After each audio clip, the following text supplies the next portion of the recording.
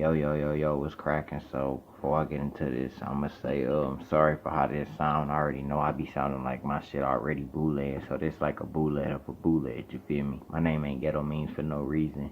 But anyways, I'm here to talk about this latest chapter. I ain't gonna talk about how they destroyed my favorite character, Bardock, for real, but more so just talk about the coincidences, the odds, and pretty much just get my review on it. You know how that go. First off, I'm gonna start off by saying that the Namekians and the serial people with the Saiyans invading on their planet, this shit ain't nothing but a carbon copy of the baby saga. Second, I like to say that how the fuck do the Frieza Force and the Saiyans know about this planet if Frieza and the Saiyans ain't running to the Namekians until the Namek saga? Y'all just gonna forget how they ain't know nothing about the Namekians or the Dragon Balls until Raditz got word back to Vegeta, and then Vegeta got word back to Frieza and them, hence going on Namek for immortality.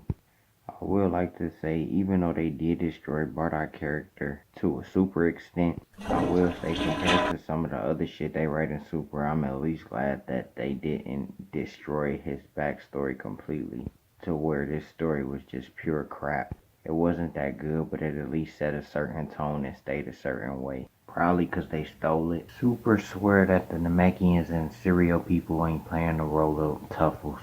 But anyways, with that aside, so let me get this straight. They are literally giant ape destroying, sending blasts, throwing rocks, destroying buildings, etc. Yet, for some odd reason, coincidentally, Bardock sees two small people running while standing on a building looking like King Kong. So then, he follows the people, and then by the time he sees them, he sees this kid and this woman, and it makes him think of his family, despite them literally basically saying that he has no connection to his family. Seeing these random two people makes him think of his in this sheer moment. After a sad attempt by Kami cousin Salami trying to sneak attack Bardock with a cane, Bardock stops his attack with one hand, look at him, and then for some odd reason recognizes he is a Namekian as if he's seen them numerous times in his life. So after Bardock realizes Salami can hide his power level instead of killing him like he was supposed to, landing on the planet and coming to this house, he chooses to hand over this random ass space child back to his mom, and coincidentally spared these three lives despite him feeling no remorse destroying everyone on this planet before his encounter with them. So this woman asked this Namekian for shelter from people like Bardock as if Bardock isn't standing next to her, that came and ruined her life by killing all her friends and loved ones. Then Monaito, that's stupid. I got no personal attachment to Grandson as a character. I'm calling him Salami still. So Kami cousin Salami introduced himself as Salami. That's when Bardock said one of the stupidest things wrote, "Frieza is coming, keep hiding." Bruh, it's stupid because A, Bardock says it as if he was already on the planet helping instead of coming to the planet for Frieza and literally killing everyone under Space Hitler's dictatorship. B, so you go to this power level to kill this person, so now you randomly tell this random person you don't know to hide. C, Salami couldn't even hide his power level from you in the first place, so how the hell is he gonna hide it from someone else? That's when Salami told him, "What's your motivation, homeboy? I don't trust you." I swear the Super Goku came out of Bardock and he started saying more and more dumb shit. Let me get this straight. You cast aside all your morals, beliefs, actions, and so forth because you felt like it. Says a lot about the writing, huh? And then that's when I saw Super Bardock as Super Goku. Not only how they drew him to look like Goku, killing him like he planned to. Bardock looks off in the sunset and replies, "I'm Superman." My bad, I mean Bardock. Real shit though, all he needed was a cape blowing majestically in the wind. I clearly see where they get their super ideas from, pun intended literally. So apparently all the granola plans were for no reason and it's literally pointless, like everything else in Super. All because of Salami, and all he had to say was, "I'm sorry for it." Who's the real villain, I asked.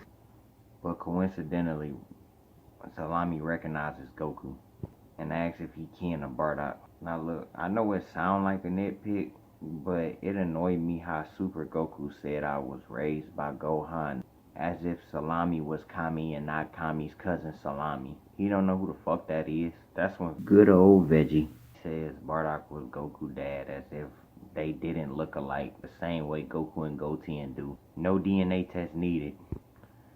So everybody going to this big ass fake state of shock as if it was something hard to tell. Speaking of Goten, Granola looked bigger than Goku when he got sent to Earth, who was clearly older than Goten. How the fuck does he not remember any of this shit?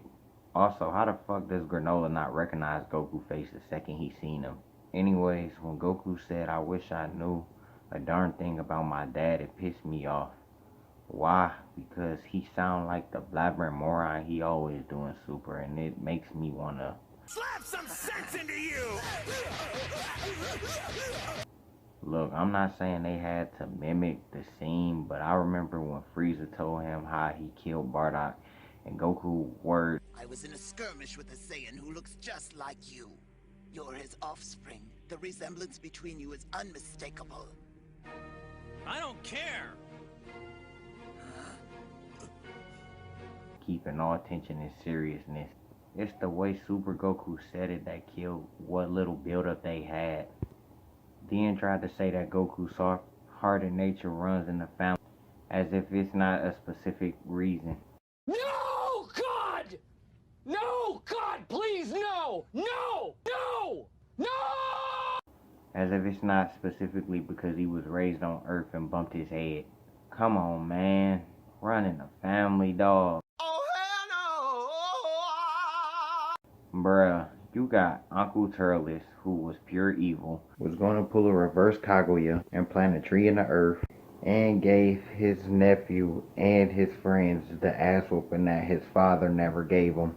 Brother Raditz told him to kill 100 humans, including his friends, then kidnapped his nephew, then had to fight to the death with his little brother because he didn't want to leave with him to go destroy more planets and ruin more lives. Bruh, y'all really forgot about that? I'm not even gonna get started on Bardock Original Woman. So for whatever reason, coincidentally, Granola didn't give a fuck about his dead mother for over 40 years. Yet all of a sudden, he is worried about asking the only other person out of the 3 random survivors that survived what happened now, as if he wasn't there to see most of it anyway. That was a tongue twister. Try saying that shit. And Salami withheld this information from Granola for 40 years for absolutely no reason. Again, I state the true monster of this story is who. Granola might as well go ahead and put Aaayyy out of his misery, cause boy, I tell you, that had been me. So now Frieza is working with the Dreadheads, clearly getting robbed like the joke he is. Boss Dreadhead's statement pissed me off as well. Why? You see, we Saiyans are sort of like planet brokers. We scour space for planets that will bring a high price on the galactic market. Once we find them, we send our warriors there to purge them of any life and make them ready for sale. It's a very, very profitable business, and we take great pride in being efficient in our work. I'm not sure why Bardock doing that Arthur fist and taking it personally as if he didn't just meet her within the time frame of about maybe 2 hours and was supposed to kill her himself. I feel literally no attachment to this poorly wrote, forced to be a hero Bardock. I'm glad neither Super Goku or Bardock is connected to original Z timeline, because boy, I would be pissed as hell. So to make this already long story short, Sabretooth Mop Top Dreadhead apparently got his ass beat by Bardock. So you already know he got a personal vendetta. I can personally say he don't look like he handled taking L's lightly. He definitely went back home to grab the chopsticks. But Boss Dreadhead said you got your ass beat once. I saw that ass whooping 5 miles away, boy. We gonna get the other Dragon Balls just in case. So I guess after they find the 2 out of 1 other Dragon Ball of one of Bojack crew members, the Dreadhead's gonna pull a Granola and get stronger, I guess. Then Betty Spaghetti start talking to imaginary number 2 Dragon Ball and tell Ribrianne to step on it.